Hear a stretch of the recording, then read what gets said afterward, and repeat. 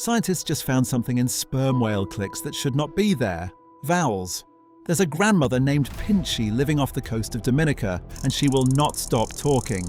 Scientists have been listening to her for years, hydrophones anchored to the seafloor, AI systems churning through terabytes of audio. A linguist who spent his career decoding dead human civilizations, now sitting at a computer, headphones on, jaw slowly dropping. And this week, that team published findings showing that her clicks contain something no one expected to find outside the human mouth. Not metaphorical vowels, not vowel-like signals hedged behind layers of academic caution. Distinct, structured acoustic patterns that mirror the same phonological features human languages are built on. Here's the thing. Pinchy is a sperm whale, and roughly 90 million years ago, the mammal lineage that would eventually become us and the one that would eventually become her split apart forever. Since then, we went in completely opposite directions. You got vocal cords and a tongue. She got a skull the size of a pickup truck packed with oil. You got cities and Shakespeare. She got the deep ocean and 3,000-foot dives in the dark. And somehow, independently, you both arrived at something that looks a lot like vowels. This is the story of how scientists are cracking one of the most complex communication systems ever studied in the animal kingdom, and what it might mean for what we think language actually is. Before we can talk about sperm whale communication, we need to talk about the instrument they use to produce it, because it is one of the most remarkable biological structures on the planet. Take a male sperm whale. He's around 60 feet long and weighs as much as 3 school buses. About a third of his total body length is just head, and packed inside that head is an organ unlike anything else in nature, the Project CETI organ, a massive oil-filled acoustic engine that is part of a sound-producing system so elaborate it has no parallel in biology. Here's how it works. The whale forces pressurized air through a pair of tiny, fleshy structures at the front of its nasal passage called the phonic lips, sometimes nicknamed monkey lips by researchers, which is incredible, and I refuse to move past that. When air blasts through those lips, they clap together and produce a click. That click then travels backward through the Project CETI organ, bouncing between air sacs like a pinball between bumpers, getting focused and amplified at every bounce until it finally fires out into the water as a single, concentrated pulse of sound. A single sperm whale click has been measured at around 235 decibels underwater, making it one of the loudest biological sounds ever recorded on Earth. Now, underwater and airborne decibels use different reference systems, so direct comparisons to something like a jet engine can be misleading. What isn't misleading is this. It is a sound powerful enough to travel extraordinary distances through the ocean, with detection ranges extending for many kilometers depending on conditions. A sound that massive marine mammals use as their primary tool for sensing the world. And here's the part that makes this even stranger. The same organ, the same clicks, the same absurd biological sound canon. That's what sperm whales use to talk to each other. Sperm whales don't just click randomly. They produce clicks in specific rhythmic patterns called codas, short stereotype sequences that researchers have been cataloguing for decades. A coda might be 5 clicks with a particular rhythm, another might be 3 clicks, pause, 3 more. They're distinct enough that scientists can identify them like words in a foreign language, except they had no dictionary. For a long time, the working assumption was that codas were relatively simple signals. Identity markers maybe, group recognition, a way of saying I'm here or I'm one of you. Smart, yes, complex, sure, but not language, not in the deeper sense of the word. Then Project CETI showed up. Project CETI, the Cetacean Translation Initiative, is a multidisciplinary research effort, pulling together marine biologists, AI specialists, linguists, and cryptographers with a genuinely audacious goal: to understand what sperm whales are actually saying. They anchored hydrophones off the island of Dominica in the Eastern Caribbean, where a community of female sperm whales and their calves lives year-round. They started listening. They fed recordings into machine learning systems, and in 2024, they published their first major finding. Sperm whale codas aren't just rhythmic patterns. They form a rich combinatorial system. Whales can tweak tempo, rhythm, timing, add extra clicks, and combine sequences in ways that multiply possible meanings exponentially. They compared it to Morse code, but one with combinatorial structure and context-sensitive variation. That was already remarkable. But it was just the beginning, because when the team slowed down and looked closer at those coders, not just at their rhythm and timing, but at the acoustic texture of the clicks themselves, they found something that, by their own admission, they did not expect. Here's something worth knowing about how human language works. Every spoken language on Earth, all several thousand of them, is built around a small set of core sounds called phonemes, consonants and vowels. And almost universally, vowels are the foundation. They're the sounds that carry the most acoustic information, the sounds your voice can hold and shape, the sounds that change meaning when you shift them. The difference between bat and bit and but is entirely in the vowel. A linguist named Gaspar Biga spent years studying ancient dead human languages, Hittite, Tocharian, Sanskrit, before Project CETI recruited him to look at sperm whale coders.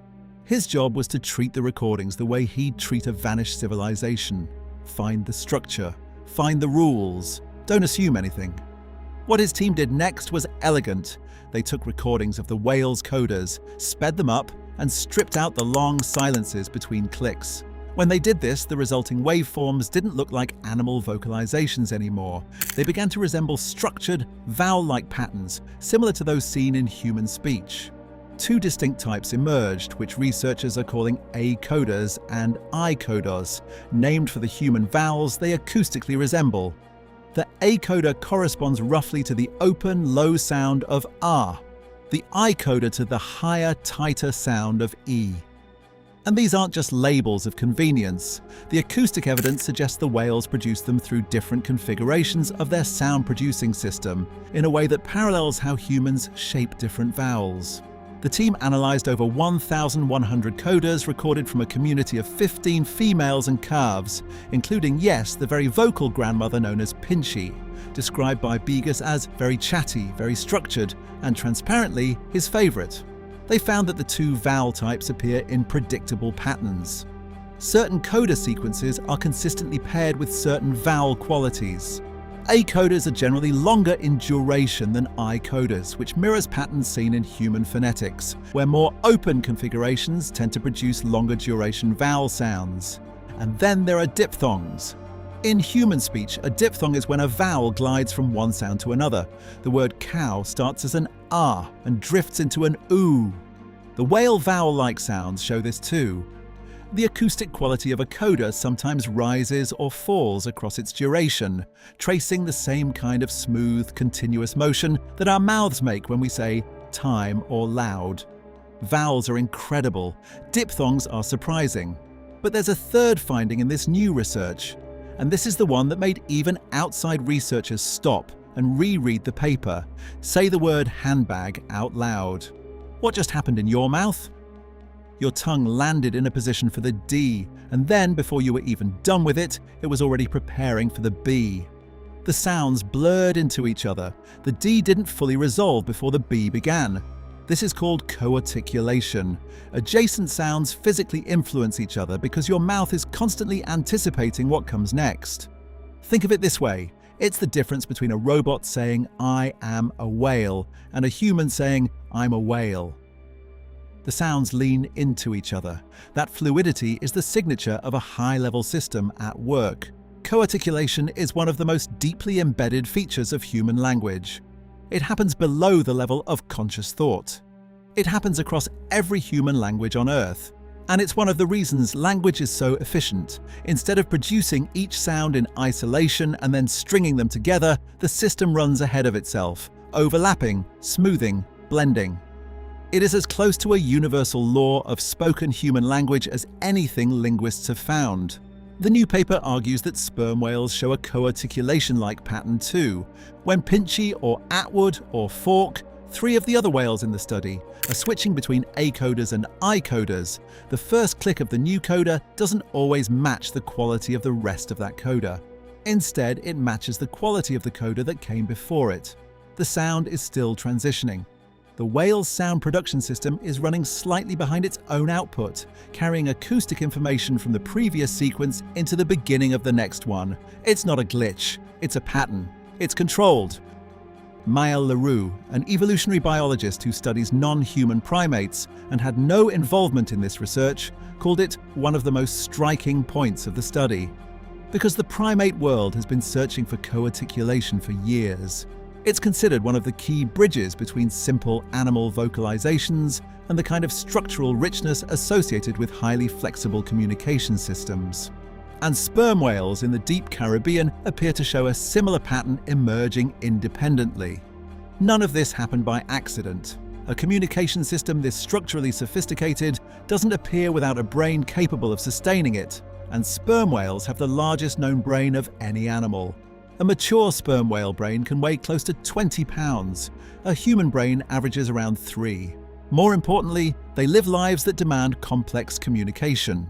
Sperm whale society is organized around matrilineal family groups, females and calves traveling together in tight-knit clans led by older females. Grandmothers are essential. They help raise calves, transmit knowledge across generations, and pass down cultural traditions, including, it turns out, their own clan-specific dialects of coders. Different sperm whale populations in different parts of the world use different coder repertoires, the same way regional human communities develop different accents and idioms. Sperm whales also live long lives, up to 70 years. They form deep social bonds. Research has documented them supporting each other through difficult situations, including births. When threatened, sperm whales can form a defensive ring called a marguerite, with vulnerable individuals protected in the center and tails facing outward. These are not simple creatures. The communication system researchers are uncovering isn't an anomaly. It's the output of a social, intelligent, emotionally complex animal that has had tens of millions of years in the ocean to develop it.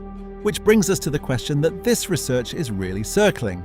And it's a much bigger question than anyone on the CETI team would claim to have answered. Here's the thing about 90 million years of separate evolution. It's long enough that there is genuinely no reason to expect two species to converge on the same solutions. Birds evolved wings, and so did bats, but they did it completely differently, from completely different starting material. Eyes evolved independently at least 40 times across the animal kingdom because the problem of detecting light has so many good solutions. This is called convergent evolution, nature finding similar answers to similar pressures through entirely different paths. What Project CETI may be documenting is something close to convergent evolution in phonological organization. Not just sound, not just communication, but the specific organizational rules that govern how sounds combine into something richer than noise. Vowel-like structures, duration contrasts, anticipatory blending. These may not be arbitrary features of human language. They may be universal solutions to the problem of conveying complex social information through sound. Gaspar Begas puts it simply, we're not that different, you know? This Morse code, this alien system, it's not that alien. David Gruber, the marine biologist who founded Project CETI, describes where the research stands right now in a way that's perfectly honest and perfectly humbling. In one regard, we're baby sperm whales. The team can now predict simple behaviors, so like when a whale is preparing to dive, from its vocalizations. That's further than anyone expected to be at this point. But real comprehension? A working translation? We're not there. We may be years from there, possibly much longer. What they've confirmed is the structure, the rules, the phonological skeleton of a system they don't yet understand the meaning of. It's like finding the grammar of a language before knowing a single word, except even more disorienting because the grammar itself keeps surprising them. Back off the coast of Dominica, Pinchy is still talking. She doesn't know there's a team of scientists on land who've built their careers around her voice. She doesn't know that a linguist who once spent his days reconstructing the grammar of dead civilizations now considers decoding her clicks to be the most fascinating problem he's ever worked on. She doesn't know that her co-articulation, the way the tail end of one coder bleeds into the beginning of the next, is being published in the Proceedings of the Royal Society and read by researchers on 6 continents. She just knows that she has things to say, and that the other whales around her understand them. She knows there are calves to watch over, and depths to dive, and family to find in the dark. She knows the rhythms and the vowels and when to soften a click and when to hold it long. She has been doing this, or something like it, for millions of years. What we don't know, what we're only beginning to guess at, is what any of it means. And I think that's the most interesting place we could possibly be. As always, thanks for watching, and we'll see you next time.